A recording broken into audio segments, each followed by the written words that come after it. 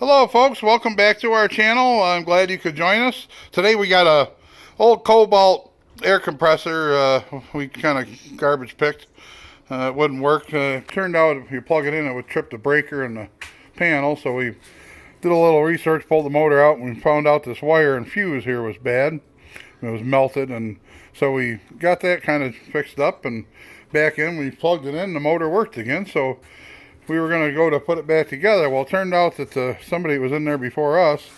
The air line that goes in, comes out for the pressure, they had cross-threaded, and when trying to get it off, it twisted on us, and it broke the aluminum piece coming out of the head here, the cylinder. So, I told Billy, I says, let's give something a whirl here. I fixed a lot of things over the years with JB Weld, and it's pretty incredible stuff, and no way this is an endorsement for JB Weld, but I'm here to tell you we've had some pretty good luck with it. So he laughed and I laughed, and we sopped her up, and I put a little hose clamp around it to kind of shore up a little bit, give it something to cling to.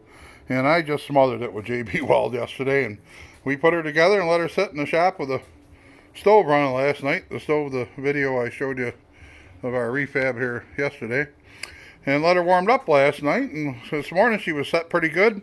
So I'm going to grab the cover over here and kind of use this as a scatter shield because I don't know what's going to happen on it. And just pop that back on before we even bother screwing it down. But I'm going to grab the plug. We're going to plug it in for the first time and see if it works. So you're going to be as surprised as I am about it, but we're going to find out.